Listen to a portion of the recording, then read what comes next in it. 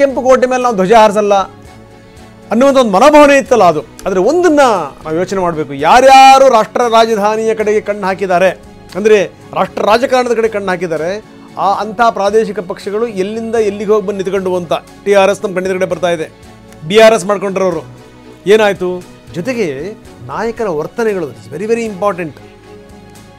ಇದು ಕಾಂಗ್ರೆಸ್ ಒಂದು ಕ್ಷೇತ್ರದಲ್ಲಿ ಮುನ್ನಡೆಯಲ್ಲಿತ್ತು, ಈಗ ಅದು ಕೂಡ ಇಲ್ಲ. ಕಾಂಗ್ರೆಸ್ಸಿಗೆ ಯಾವ ಕ್ಷೇತ್ರದಲ್ಲೂ ಕೂಡ ಮುನ್ನಡೆ ಇಲ್ಲ. ನಾನು ಹೇಳ್ತಾ ಇದ್ದೆ, ಈ ರೀಜನಲ್ ಪಾರ್ಟಿಗಳು ರಾಷ್ಟ್ರ ರಾಜಕಾರಣದ ಕಡೆಗೆ ಕಣ್ಣು ಹಾಕಿದಂಥ ಸಂದರ್ಭದಲ್ಲಿ ಏನೇನು ಆಗಿದೆ ಅನ್ನುವಂಥದ್ದು ನೇರವಾಗಿ ಬುಡವನ್ನು ಅಲುಗಾಡಿಸುವಂಥ ಪ್ರಯತ್ನಗಳು ಆರಂಭದಿಂದಲೂ ಕೂಡ ಇದೆ ಈ ರಾಷ್ಟ್ರೀಯ ಪಕ್ಷಗಳಿಂದ. ಇದೇನು ಈಗಿಂದೇನಲ್ಲ, ಅದು ಆರಂಭದಿಂದಲೂ ಕೂಡ ಅದೇ. ಈಗ ಇವ್ರಿಗೂ ಕೂಡ ಆಗಿದೆ. ಒಂದಾದ ಮೇಲೊಂದು ಆರೋಪಗಳು, ಒಂದಾದ ಮೇಲೊಂದು ಭ್ರಷ್ಟಾಚಾರದ ಪ್ರಕರಣಗಳು. ಒಬ್ಬರ ಇಬ್ಬರ ಜೈಲು ಕಂಡು ಬಂದಿರುವಂಥವ್ರು, ಒಬ್ಬರ ಇಬ್ಬರ ಜನ ನೋಡಿ ನೋಡಿ ನೋಡಿ ನೋಡಿ ಬೇಸತ್ತು ಹೋಗ್ಬಿಟ್ರಿ ಏನು ಅಂತ ನೋಡ್ತಾ ಇದ್ದೀವಿ ನಾವು. ಸೆಲೆಬ್ರೇಷನ್ ಶುರು ಆಗಿದೆ BJPಯ ಕಚೇರಿಯ ಮುಂಭಾಗದಲ್ಲಿ. BJPಯ ಕಾರ್ಯಕರ್ತರು ಈಗಾಗಲೇ ಸೆಲೆಬ್ರೇಷನ್ ಶುರು ಮಾಡಿದ್ದಾರೆ. 42 ಕ್ಷೇತ್ರಗಳಲ್ಲಿ BJP ಮುನ್ನಡೆಗೆ ಬಂದಿದ್ದು. BJPಯ ಕಾರ್ಯಕರ್ತರು ಕುಣಿದು ಕುಪ್ಪಳಿಸ್ತಾ ಇದ್ದಾರೆ. BJP ಕಚೇರಿಯ ಮುಂಭಾಗದ ದೃಶ್ಯಾವಳಿಗಳು.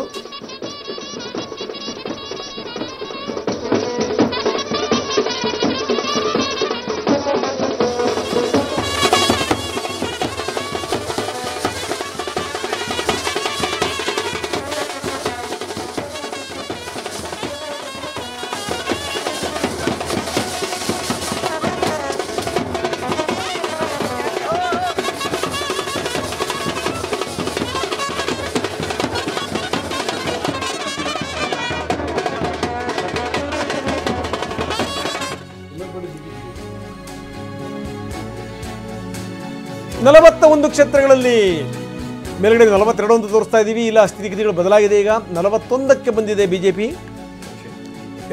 ಚುನಾವಣಾ ಆಯೋಗದ ಪ್ರಕಾರ 41 ಕ್ಷೇತ್ರಗಳಲ್ಲಿ BJPಯ ಪ್ರಾಬಲ್ಯ, 27 ಕ್ಷೇತ್ರಗಳಲ್ಲಿ ಆಮ್ ಆದ್ಮಿ ಪಾರ್ಟಿ. ಆದರೆ ಒಳಗಡೆಯ ಮೂಲಗಳು ಹೇಳ್ತಾ ಇವೆ 42 ಕ್ಷೇತ್ರಗಳಲ್ಲಿ BJP ಮತ್ತೆ ಆಮ್ ಆದ್ಮಿ ಪಾರ್ಟಿದು 28 ಕ್ಷೇತ್ರಗಳಲ್ಲಿ ಮುನ್ನಡೆ. ಕಲ್ಕಾಜಿ ಕ್ಷೇತ್ರದಲ್ಲಿ ಆತಿಶಿಯವರ ಹಿನ್ನಡೆ ಮುಂದುವರೆದಿದೆ. 1100 ಮತಗಳಿಂದ 1149 ಮತಗಳ ಹಿನ್ನಡೆಯನ್ನು ನೋಡ್ತಾ ಇದ್ದಾರೆ ಆತಿಶಿ. ಇನ್ನು ಕಡೆಗೆ ಕೇಜ್ರಿವಾಲ್ ಸ್ವಲ್ಪ ಚೇತರಿಸಿಕೊಂಡಿದ್ದಾರೆ. ಮತಗಳ ಅಂತರ ಒಂಚೂರು ಜಾಸ್ತಿ ಆಗಿದೆ ಅವರದು. 27 ಕ್ಷೇತ್ರಗಳಲ್ಲಿ ಆಮ್ ಆದ್ಮಿ ಪಾರ್ಟಿ.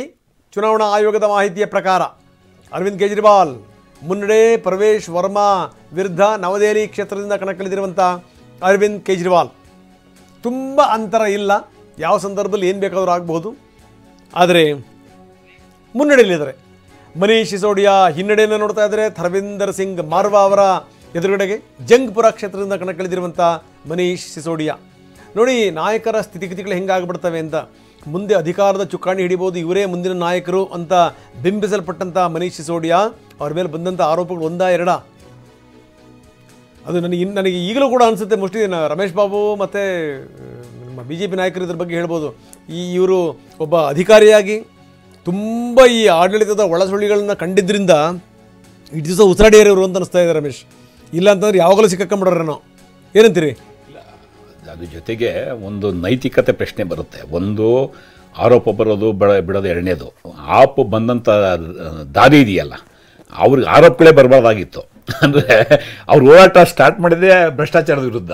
ಅವರು ಕಾಂಗ್ರೆಸ್ 2G ಸ್ಪೆಕ್ಟ್ರಮ್ ವಿರುದ್ಧ ಹೋರಾಟ ಮಾಡಿ ನಾವು ಪಾರದರ್ಶಕ ಆಡಳಿತವನ್ನು ಕೊಡ್ತೇವೆ ಅಂತೇಳಿ ಅವ್ರು ಬಂದಂಥದ್ದು.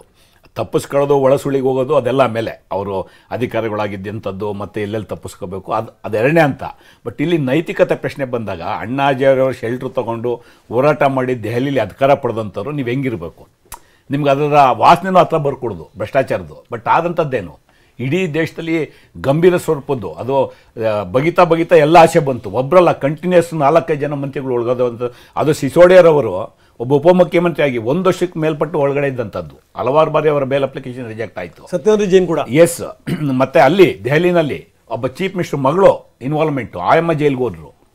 ಇವರೇನು ಹೇಳ್ಕೊಳ್ಳಿ, ಇವಾಗಲೇ ಮಾತಾಡ್ತಾ ಕೋಟ್ ಮಾಡಿದ್ರೆ ತೆಲಂಗಾಣದಲ್ಲಿ TRS ತೆಲಂಗಾಣ ರಾಷ್ಟ್ರೀಯ ಸಮಿತಿ ಅವರು ಒಬ್ಬ ರೀಜನಲ್ ಪಾರ್ಟಿಯಾಗಿ ಆಂಬಿಷನ್ ಇಟ್ಕೊಂಡು ಭಾರತದ ದೇಶದ ರಾಜಕಾರಣ ಇಟ್ಕೊಂಡು ಅದನ್ನು BRS ಅಂತ ಕನ್ವರ್ಟ್ ಮಾಡಿದ್ರು. ಅದೇ ರೀತಿ ಇಲ್ಲಿ ಕೇಜ್ರಿವಾಲ್ ಅವರು ದೆಹಲಿಗೆ ಸೀಮಿತವಾಗಿ ಆಡಳಿತ ಕೊಟ್ಕೊಂಡು ಹೋಗಿದ್ರೆ ಏನೂ ಆಗ್ತಾ ಇರಲಿಲ್ಲ.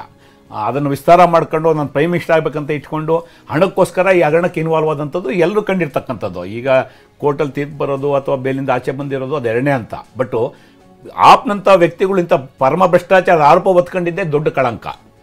ನೀವು ಅಣ್ಣಾ ಹಜಾರೆ ಹೆಸರು ಹೇಳ್ಕೊಂಡು ಬಂದಂಥವ್ರು ಇಂಥ ಗುರುತರ ಆರೋಪ ಹೊತ್ಕೊಂಡು ಇವತ್ತು ಮತ್ತೆ ಅದನ್ನು ಸಮರ್ಥನೆ ಮಾಡ್ಕೊಳ್ಳೋಂಥದ್ದು, ಇನ್ನೊಬ್ಬರ ಕಡೆ ಕೈ ತೋರಿಸೋಂಥದ್ದು, ಅದು ಆಮೇಲೆ ನೀವು ವಿ ಆರ್ ಕ್ಲೀನ್, ನಮ್ಮದು ಇಮೇಜ್ ಕ್ಲೀನ್ ಇದೆ, ನಾವು ಬೇರೆಯವ್ರಿಗಿನ್ನ ಡಿಫ್ರೆಂಟು, ಇಡೀ ದೇಶದಲ್ಲಿ ಒಳ್ಳೆ ಕಾರ್ಯಕರ್ತನ ಇಟ್ಕೊಂಡು ನಾವು ಪಾರ್ಟಿ ಕಟ್ತೀವಿ ಅಂತ ಬಂದಂಥವ್ರು ನೀವೇ ಇಂತಹ ಆರೋಪ ಹೊತ್ಕೊಂಡಿದ್ದು ದೊಡ್ಡ ದುರಂತ. ನಾನು ಕಾಂಗ್ರೆಸ್ ಮೇಲೆ ಆರೋಪ ಇಲ್ಲ ನಾನು ಹೇಳಲ್ಲ, ಬಿ ಜೆ ಪಿ ಮೇಲೆ ಆರೋಪ ಇಲ್ಲ ನಾನು ಹೇಳಲ್ಲ, ಆರೋಪ ಇರೋದು ಬೇರೆ.